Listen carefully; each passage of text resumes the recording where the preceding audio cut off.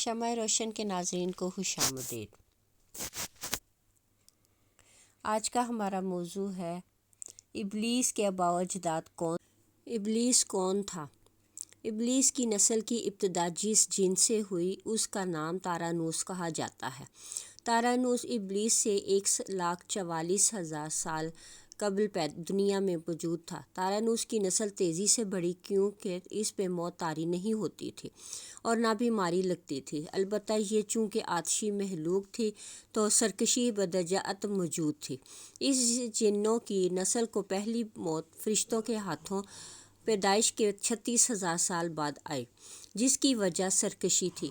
یہاں پہلی بار موت کی ابتدا ہوئی۔ اس سے پہلے موت نہیں ہوتی تھی۔ بعد میں چلیانیس نامی ایک نیک جن کو جنات کی ہدایت کا ذمہ سونپا گیا اور وہ ہی شاہ جنات قرار پایا۔ اس کے بعد ہاموس کو یہ ذمہ داری دی گئی۔ ہاموس کے دور میں ہی چلیا اور تبلیس کی پیدائش ہوئی۔ یہ دونوں اپنے وقت کے بے حد بہادر جنات تھے اور ان کی قوم نے چلیاس اور شاشین کا لقب اس کے شیر کے جیسی سر کی وجہ سے دیا۔ ان دونوں جنات کی وجہ سے ساری قوم کہنے لگی کہ ہمیں اس وقت تک کوئی نہیں ہرا سکتا جب تک شاشین اور تبلیس ہمارے درمیان موجود ہیں۔ ان دونوں کی وجہ سے قوم کے جنات آسمان تک رسائی کرنے لگے اور تیسرے آسمان پر جا کر شرارت کراتے۔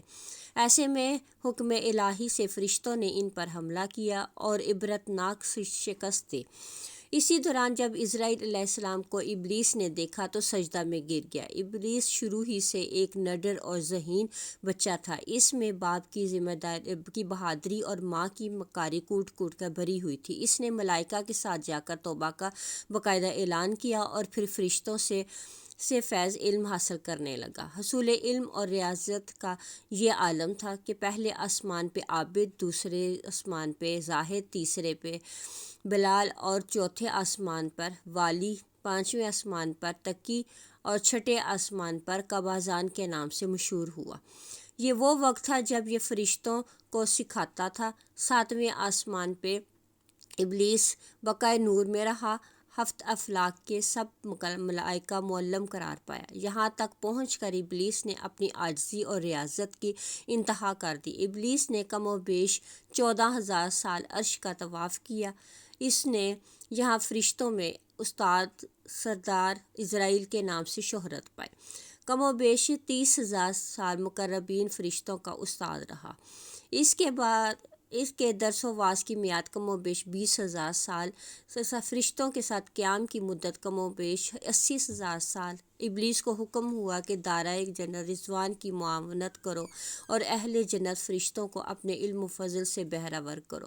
یوں ابلیس کو جنت میں داخلے کا پروانہ مل گیا اور جنت میں بھی اپنے علم سے داروغہ جنت رضوان کو سیراب کیا اور یوں جنت رضوان کی کنجیاں ابلیس کے پاس رہیں۔ روایات کے مطابق خزانچی کے فرائض 40,000 سال تک انجام دیتا رہا اور وہ مقام اعلیٰ ترین جنت رضوان ہی تھا جہاں ابلیس پہلی بار بادشاہت کے خواب دیکھنے شروع کیے۔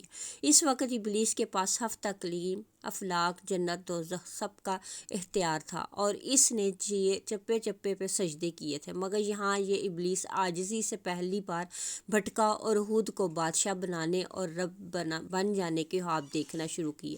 کئی ملائکہ کے سامنے ربوبیت کی بابت بات بھی کی، مگر ملائکہ کے انکار کے سبب چپ ہو گیا اور یوں نظام چلتا رہا۔ اس کے باعث سب سے اللہ تعالیٰ کی ذات بے خبر نہ تھی۔ پھر آدم علیہ السلام کی تخلیق کا مرحلہ آیا جیسے قرآن مجید میں واقعات بیان ہوئے ہیں۔ آدم علیہ السلام کو جز مرحلہ وار مختلف اقسام کی سے تخلیق ہوتا دیکھتا رہا اور چپ رہا، مگر جیسے ہی اسے یہ معلوم ہوا کہ یہ آدم علیہ السلام اللہ تعالیٰ کے نائب ہیں تو اس نے واویلا کیا، عبادت اور اطاعت کا واسطہ دیا۔ پھر طنز کیا کہ مجھ جتنی عبادت کس نے کی ہوئی، مجھ جتنی عبادت کس نے کی۔ حضرت آدم علیہ السلام کو سجدہ کرنے سے انکاری ہوا۔ تب اللہ تعالیٰ نے کہا، نکل جا شیطان مردود، لعنتی قرار پانے کے بعد ابلیس نے اپنی عبادت اور ریاضت کا رب کریم سے عوض مانگا، جس پر اللہ تعالیٰ نے اس کو ایک وقت معلوم کی مہلت فراہم کی۔ اس پہ ابلیس نے اولاد آدم کو صراط مستقیم سے بھٹکا کر اپنا پیروکار بنانے کا دعویٰ کیا، جس پر رب کریم نے فرمایا کہ جو متقی اور پرہیزگار ہوں گے تو ان کو گمراہ نہیں کر پائے گا۔ ابلیس کے اس لعنتی کام میں اس کے 5 ساتھی ہیں۔ نمبر 1، صبر۔ اس کے اختیار میں مصیبتوں کا کاروبار ہے، جس میں لوگ ہائے واویلا کرتے ہیں، گریبان پھاڑتے ہیں، منہ پہ تماشے مارتے ہیں اور جاہلیت کے نعرے لگاتے ہیں۔ نمبر 2، اور لوگوں کو بدی کا مرتکب کرتا ہے اور بدی کو لوگوں پہ اور پسندیدہ کر کے دکھاتا ہے۔ نمبر 3، مسعود۔ یہ کذب، جھوٹ اور دروغ پر معمور ہے، جسے لوگ کان لگا کر سنیں۔ یہ انسانوں کی شکل اپنا کر ان سے ملتا ہے اور انہیں فساد برپا کرنے کی جھوٹی خبریں سناتا ہے۔ نمبر 4، داسم۔ یہ آدمی کے ساتھ گھر میں داخل ہوتا ہے اور گھر والوں کے عیب بڑھاتا ہے اور آدمی کو گھر والوں پہ غضب کرتا ہے۔ نمبر 5، زکنر پور۔ یہ بازاروں کا مختار ہے، بازاروں میں آ کر یہ بددیانتی کے جھنڈے گاڑتا ہے، بازاروں میں برائیوں اور فحاشی پہ ورگلاتا ہے۔ ابلیس کا آدم علیہ السلام کو سجدہ سے انکار کا جذبہ حسد سا کہ جس نے اسے مجبور کیا کہ میری جگہ آدم یعنی حق کو کیوں ملی۔ یہ اس کا جذبہ تکبر اور غرور تھا کہ میں اعلیٰ ہوں، اور اس ایک سجدے کے انکار کی بات نہیں تھی، بات تھی اطاعت سے سرکشی کی، شرک تھا کی۔ ابلیس نے دل میں خود کو رب مان لیا تھا۔ شرک عظیم کی بدولت ابلیس تا قیامت رسوائی لعنتی ٹھہرا اور اولاد آدم کو بھٹکانے کے لیے آزاد قرار پایا۔ حاصل نتیجہ یہ ٹھہرا کہ رب کریم کو انسانوں کی عبادات عاجزی، علم و دانش سے غرض بعد میں ہے۔ رب کریم صرف دیکھتا ہے کہ دل میں اطاعت اور فرما برداری کتنی ہے۔